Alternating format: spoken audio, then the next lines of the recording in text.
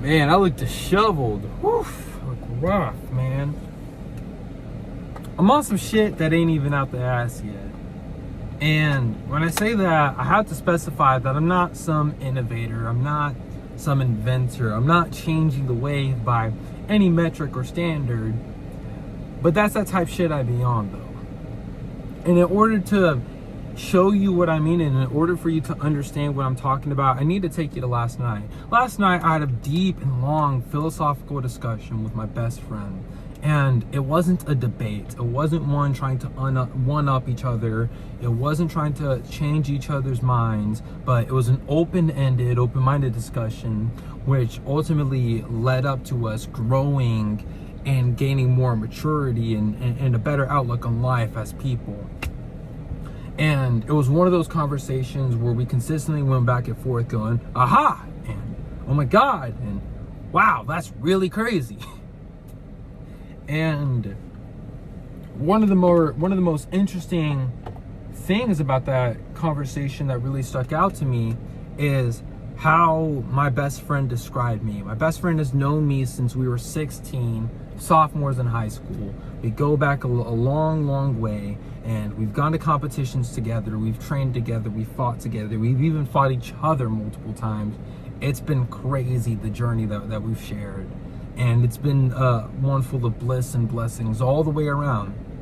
But with that being said, he pointed out something interesting to me that has deeply affected my life all the way through from the moment that we first met. And he pointed out the fact that I'm someone who's incredibly comfortable in uncomfortable situations. So much so that I often find myself seeking out uncomfortable situations and drowning there. I find myself putting myself in these positions where I struggle through immense difficulty and I'm not even sure if I can make it out or not and survive, but I still stay there anyways, seeing the light of giving up and running away and not choosing that at all.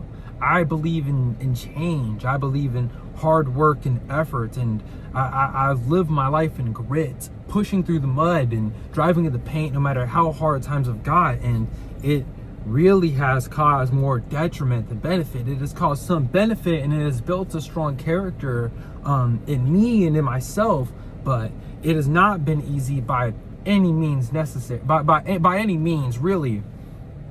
And more often for the worse, I just find myself surrounded by worse people who put me in bad situations and very often let me down. It very rarely ever works out for me, but it's still something that I do regularly because I believe in change. I believe in overcoming these obstacles and these tumultuous situations.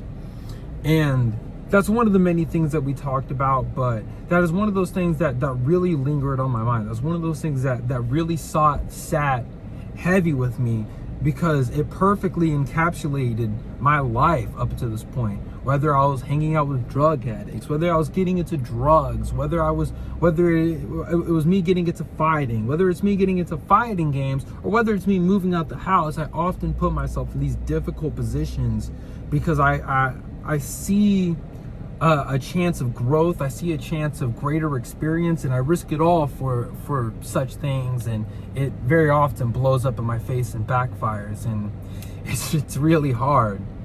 And that's the type shit I be on, to give you sort of the perspective of the matter. But to elaborate on that even further, after our conversation, I was laying in bed at night and I could not sleep. I was hung up on the conversation that we just had, processing everything that we went over and trying to articulate the themes and the things that we talked about that mattered the most to me, and I really tried to convey in my writings what I took away and what I learned and how I grew from said conversation.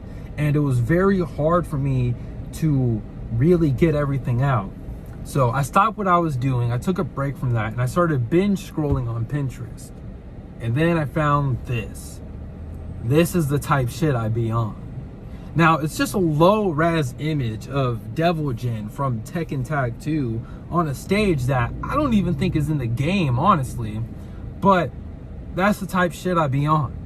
He's not really doing anything. He's not really taking any action or initiative. He's just sitting there being a fucking devil, sitting in a cityscape where he doesn't belong. And that's really the type shit I be on. Now, it's one of those things that's hard for me to explain to you. I really can't. I mean, I don't have devil horns or devil wings. I'm not some demigod that can fly up and around and blow the earth up or anything. I'm a loser. I'm a complete and honest, utter loser who is immensely lame and immensely weak and pathetic in comparison. That is not me. But that's the type shit I be on, though. And I don't really know how to explain it besides the authenticity of the grit and the natural edge that comes with this image. And another thing that really stood out to me, another thing that really caught my eye, was the evil red and blue Power Rangers from the Ninja Storm series. Now, why, I really couldn't tell you, but that's just the type shit I be on, though.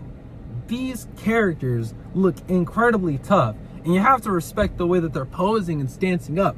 And I don't be doing that. And I'm not some evil Ninja Ranger that be going around terrorizing the city or terrorizing other Ninja Rangers. But that's the type shit I be on, though. You know what I'm saying? Like, this is just tough, and I can't really explain it other than that's what I be on, though. And to talk about it even, and to go into it even further, I think there's something to be said about the motif of different colors. Right? I think we live in a culture that is heavily focused on individualism and personal identification. And I think when you pick out your favorite color, especially at such a young age, this is what you identify with. I think people whose favorite color is yellow tends to be more happy-going, maybe a little bit more extroverted, maybe a little bit more curious and wonder and full of wonder. I think people whose favorite color are green tend to be wiser, full of more wisdom and calm and patience. I think people whose favorite color are blue tend to be more calmer, so tend to be more patient and understanding and great with empathy, depending on the shade of blue. I think our culture is heavily focused on individualism and relativity to the point where even little colors like these make the difference. And when you take this color and you turn into a Ninja Storm Power Ranger that's evil and dripped out harder than the other Red Ranger, you get that shit that I be on, though. And so I think it's easy to look at this and to say that it's an evolution of the literally me culture that stemmed from 2022 to 2024, which was incredibly impactful in my life, because that was just something that me and my friends were doing. We were all on some literally me characters like Patrick Bateman, Tyler Durden, Robert Pattinson's Batman. These characters are literally me. But I'm a grown-ass man now. That's fucking ridiculous to say. That's preposterous even. I've spent my life up until this point building a personality, building a character with integrity, moral value, and worth that has taken a long time of hard work and effort to become.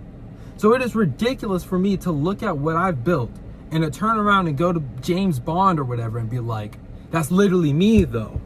Fuck that. This is the type shit I be on.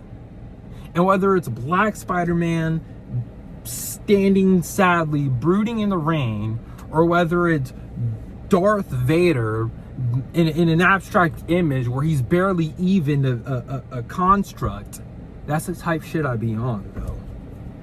And maybe it's ridiculous and it's stupid, but finding symbolism and relativity and identification, little images like these are something that just brings great comfort to me, especially when all I do is sail storms and sit in them. So that's the type shit I be on, though.